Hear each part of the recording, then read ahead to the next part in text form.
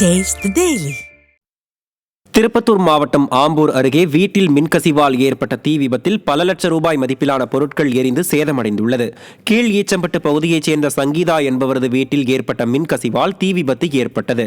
அக்கம் பக்கத்தினர் தீயணைப்பு துறையினருக்கு தகவல் தெரிவித்து நீண்ட நேரமாகியும் வராததால் குளிர்சாதன பெட்டி, தையல் இயந்திரம், உடைமைகள், சமையல் பொருட்கள் என அனைத்தும் தீயில் கருகி நாசமானது. விடியா திமுக ஆட்சியின் தீயணைப்பு துறையின் அலட்சியத்தால் இழப்பு அதிகமானதாக குற்றச்சாட்டு எழுந்துள்ளது. தேனி மாவட்டம் ஆண்டிப்பட்டி அருகே வீட்டில் சமையல் எரிவாயு சிலிண்டர் வெடித்ததில் மூதாட்டி படுகாயமடைந்தார்.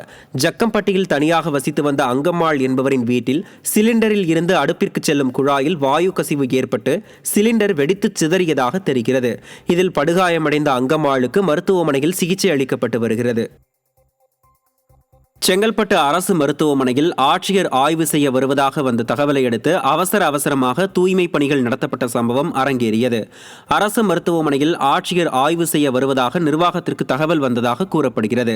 இதையடுத்து நள்ளிரவு என்றும் பாராமல் ஆட்சியர் முன் ஷோ காட்டி பெருமை சேர்த்துக் கொள்ள நீண்ட நாட்களாக அகற்றப்படாத குப்பைகள் எல்லாம் அவசரமாக அகற்றப்பட்டது. ஸ்டாலின் ஆட்சியில் அரசு மருத்துவமனைகளில் தூய்மை என்பது கேள்விக்குறியாகியுள்ளதாக மக்கள் குற்றம் சாட்டியுள்ளனர். நாகை மாவட்டம் வேதாரண்யம் அருகே கத்தரிப்புளம் கிராமத்தில் காமாட்சியம்மன் கோவில் திருவிழாவையொட்டி திரளான பக்தர்கள் தீ மிதித்து நேர்த்திக்கடன் செலுத்தினர். ஆணி திருவிழாவையொட்டி தினந்தோறும் அம்மனுக்கு சிறப்பு அபிஷேக ஆராதனையுடன் வீதி உலா நடைபெற்றது. இதையடுத்து கோவில் பூசாரியிடம் சாட்டையடி வாங்கிய 100க்கும் மேற்பட்ட பக்தர்கள் தீ மிதித்து தங்களது நேர்த்திக்கடனை நிறைவேற்றினர். திருப்பத்தூரில் நகராட்சி நிர்வாகத்தை கண்டித்து காய்கறி வியாபாரிகள் சாலை மறியலில் ஈடுபட்டனர். நகராட்சியில் உள்ள காய்கறி மார்க்கெட்டில் இடப்பற்றாக்குறை காரணமாக சில வியாபாரிகள் சாலை அருகே வணிகம் செய்து வரும் நிலையில் ஒவ்வொரு வியாபாரியும் 50 ரூபாயை நகராட்சிக்கு செலுத்தி வருவதாக தெரிய வருகிறது. இந்த நிலையில் சாலையோரத்தில் வணிகம் செய்யக்கூடாது என நகராட்சி சார்பில் தெரிவிக்கப்பட்டதை கண்டித்து வியாபாரிகள் சாலை மறியலில் ஈடுபட்டனர். ஸ்டாலின் ஆட்சியில் சிறு குறு வணிகர்கள் நசுக்கப்படுவதாக குற்றச்சாட்டு எழுந்துள்ளது. பெரம்பலூர் மாவட்டம் வேப்பந்தட்டை அருகே அரசு ஆரம்ப சுகாதார நிலையம் தரமற்ற முறையில் கட்டப்படுவதாக குற்றச்சாட்டு எழுந்துள்ளது. பசும்பலூர் கிராமத்தில் புதிய ஆரம்ப சுகாதார நிலைய கட்டுமான பணிகள் முடியும் தருவாயில் உள்ளது. இந்த நிலையில் புதிய கட்டிடத்தில் விரிசல் விட்டு கையால் அழுத்தினாலே உடையும் நிலையில் உள்ளதாக கூறப்படுகிறது. கட்டிடத்தை தரமற்றதாக கட்டி மக்களின் வரிப்பணத்தை வீணடித்து வருவதாக விடிய அரசின் மீது மக்கள் குற்றம் சாட்டியுள்ளனர். மதுரை மாவட்டம் திருமங்கலம் பழைய பேருந்து நிலையத்திற்கு அண்ணா பெயரே தொடர வேண்டுமென முன்னாள் அமைச்சரும் சட்டமன்ற எதிர்க்கட்சி துணைத் தலைவருமான RB உதயகுமார் ஆட்சியருக்கு கடிதம் மூலம் மனு அளித்துள்ளார். திருமங்கலம் பழைய பேருந்து நிலையத்தில் சீரமைப்பு பணி நடைபெற்று வருகிறது.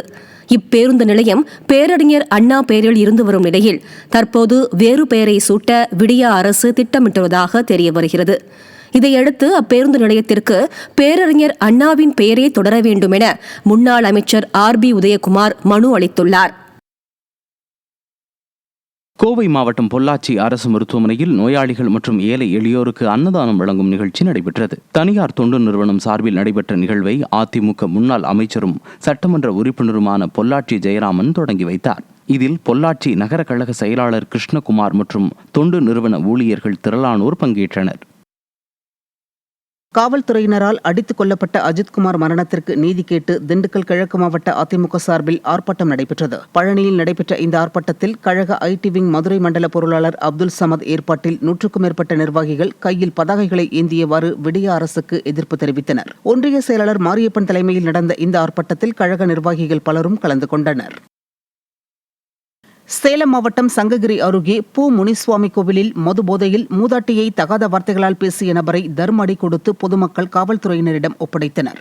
லிங்கங்காடு பகுதியில் உள்ள பூ முனிசுவாமி கோவிலில் மது பழக்கத்தை மறக்க கையில் கயிறு கட்டப்படுவது வழக்கமாக உள்ளது. இந்த நிலையில் கயிறு கட்ட கோவிலுக்கு வந்த மதுப்பிரியர் ஒருவர் மூதாட்டி ஒருவரை தகாத வார்த்தைகளால் திட்டியதால் அப்பகுதி மக்கள் அவருக்கு தர்ம அடி கொடுத்து காவல்துறையினரிடம் ஒப்படைத்தனர். மதுபோதை நபர்களால் அடிக்கடி விபத்துகள் நடப்பதோடு கொள்ளை சம்பவங்களும் அதிகரித்துள்ளதாக பொதுமக்கள் குற்றம் சாட்டியுள்ளனர். கயிறு கட்டிக்கிட்டு குடிச்சுக்கிட்டு தொந்தரவு பண்ணிட்டு வீட்டில் அக்கம் பக்கம் வந்து வீட்டில் வந்து கதவு திறக்கிறது, கேட்ட திறக்கிறது, இந்த தொந்தரவுலாம் எங்களால் டார்ச்சிட்டே தாங்க முடியல. தயவு செய்து கயிறு கட்டக்கூடாது. இப்போ கட்டுறது 7 வருஷமாக கட்டிட்டு இருக்காங்க. அதுக்கு முன்னாடி எந்த பிரச்சனையும் இல்லாமதையாக இருந்து இப்போதான் ஒன்றும் டார்ச்சிட்டே தாங்க முடியல. ஆடு மாடு பிள்ளை குட்டி யாரும் காடு கரைக்கு போக முடியல, ஒரு பால் கொண்டு போக முடியல, பிள்ளைங்களாம் ரோட்டில் நடமாட முடியல, பொண்ணு ரேடிஸுங்களாம்.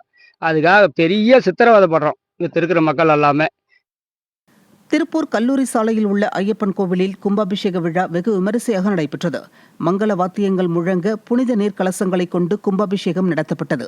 இதில் சுற்றுவட்டார பகுதிகளைச் சேர்ந்த திரளான பக்தர்கள் கலந்து கொண்டு வழிபாடு நடத்தினர்.